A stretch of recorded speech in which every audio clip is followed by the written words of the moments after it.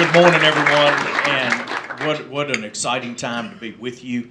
First of all, I want to say I couldn't be happier to be up here with my friend Paul, and I mean that sincerely. Up here, as you know, relationships are important. They mean something, and Paul is someone. He is a trusted colleague on the House floor. He is sneaky smart on policy, and I go to him for an awful lot. Most importantly, he's one of the most decent people I've had the pleasure of meeting, and I'm proud to call him a friend, so I'm glad to be up here with you. So this has been a really interesting year. As Ralph said, it almost made up for the Georgia-Alabama football game, and I'm having to just take my little bits of happiness from it. But anyway, bottom line, we've got a lot going on up here. I'm honored to serve the conference as the Chief Deputy Whip. Really have a wonderful relationship with Whip Scalise and that team. And we are in there every single day. We'll get to some of what we do there. Being on Ways and Means has been a real honor. I feel like I'm back in graduate school right now trying to learn everything. But what I like about where we are right now is that we're getting a chance, both in our committees and also from a leadership perspective, we're getting a chance to look ahead as to what our party is going to look like and what we're going to be able to talk about over the next few years. Right now, when you're in the minority, it's our job is to go be in the majority. And so every decision that we make has an intentional consequence about us trying to get back into the majority. Because I, for one, believe that the principles and the way that we operate as Republicans are what's best for this country. And it is mind-boggling to me that we're no longer having a discussion about Republicans and Democrats. We're having a discussion about America and socialism and communism. And so now we've got to have a little sharper edge. Our hammer's got to be a little tougher. We got to have a little bit more of a fight because you see where this is going. You see where the Democratic Party or the Socialist Party now is moving. And so what we do on the WHIP team right now is that we every single day find a way to split, divide, and then hopefully conquer the Socialist Party so that we can restore what's right for America. Listen, no matter what you say, America is great because we have individual freedoms and we have the ability to think and to imagine, and we can imagine things that we can then make come true. That happens only in America, and it's really remarkable. And so when I see everything that the socialists are doing right now, it is about constricting that freedom, and it is about limiting our access to creativity and continuing to advance the American dream. So just know, and we'll get into some of the specifics of this, we are in the business every day of absolutely breaking the will of the Socialist Party in America, and we are going to stand strong, and we will not let off of that. One of the things I'm happy about is I serve on House Armed Services and Transportation Infrastructure. I say that because we may have, and I stress may, have the ability to get some things done. I think we'll get an NDAA done. That's been done for 58 years. That's bipartisan, because I don't believe any of the other committees are really going to get anything done that has any hope of being bipartisan this year. The 2020 election started, let's be honest about it. And with that is all the political posturing. So I'm happy to be doing both of those. The other role I've taken on is leading the Republican Study Committee Action Team, the group that will message on one of the joys of the Democrat bills, and more importantly is talk about what we're for. I think we have to be careful that we don't so much just vote no, we've talked about it, but we also talk about what it is that's going to, what we see the future being.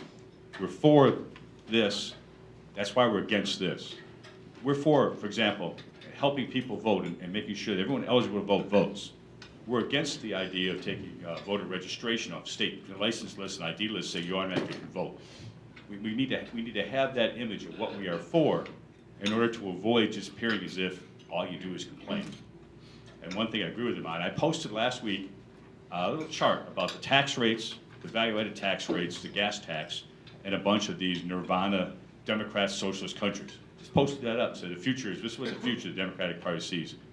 As of yesterday, it had 97,000 reactions to it, almost 3,000 shares. Just posted it up. The American people are saying, wait a minute, we didn't elect anybody to create a whole new culture here. So you think about it as we talk about it, is we may disagree on policy, Republicans and Democrats. When you start talking about going to being the next, Germany or Belgium, I don't think anybody bargained for that. And clearly the response I'm getting is absolutely not. So I feel a little bit like Jekyll and Hyde sometimes, because as chief deputy whip, I take a pretty visceral response to our duties to go out and take the majority back. But I also have a real sense of responsibility as a member of the Ways and Means Committee to actually find ways to work with moderates on the other side to try to get good legislation passed. I would much prefer to be engaged in real policy discussion, moving the ball forward, doing policy that really truly helps the country. Think about what we've got going on right now, just in our near future. We are going to have a real discussion about prescription drug pricing, okay? Wherever that leads. What I don't want us to do is to go down a rabbit hole that we can't get out of.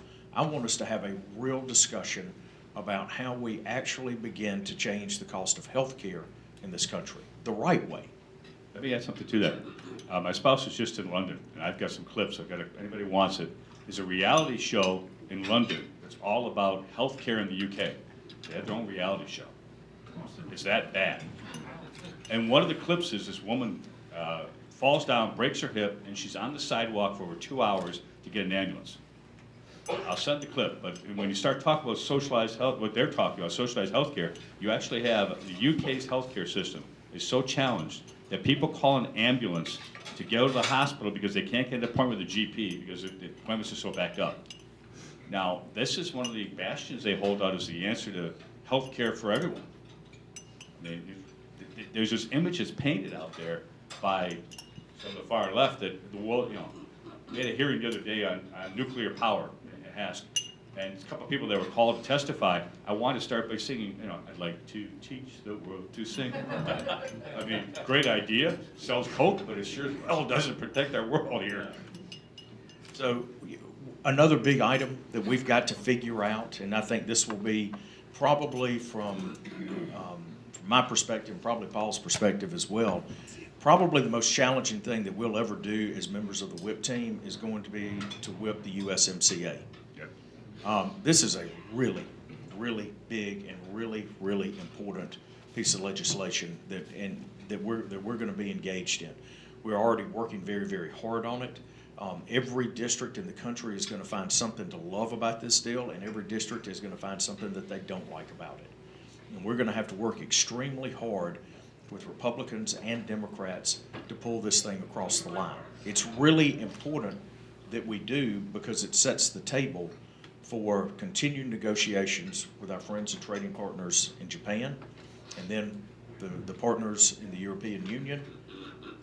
That, I think, gets us to the point that we can continue to do what we need to correct the behavior of China. And I think if we do that, then if you look at everything else that we've done, if we get these trade deals done, then I think we've got sustainability in our economy for an extended period of time, maybe even a generation. And if we can do that, then we can be intentional about fixing some of the real fundamental and structural problems in the country related to federal spending. It's a big task. The RSC met with the president for an hour and a half this week, and part of the discussion was about USMCA and trying to reinforce that we need to pitch USMCA as you have choice, USMCA or stay with NAFTA. USMCA is a significant improvement over NAFTA. It may not be perfect in everybody's eyes, but the question is it better? And that's what we need to keep selling, because it is. Is in my district, I think it is in most districts. Continuing to sell that theme and give examples of that will be our responsibility. Literally, like we did with tax reform. In tax reform, literally district by district, we had data of what it would do in taxes. For example, what the SALT deductions were on average in my district. We had all that data. We're going to need similar kinds of examples, and we're going to have to generate those in the whip team so that people can go home and say, this is why it's better for my constituents.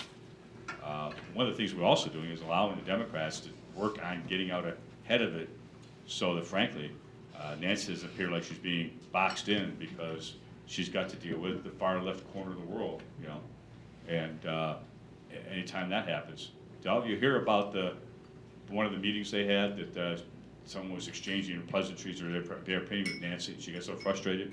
She said, well, if you're not gonna listen to me, she put the mic down and walked out. I mean, that's how difficult that world is right now. I think that was a meeting Jim went to. Hey, Jim, we can get you staff to make sure you don't go in the wrong place. You don't want to be in there, I don't think. That's quite a place.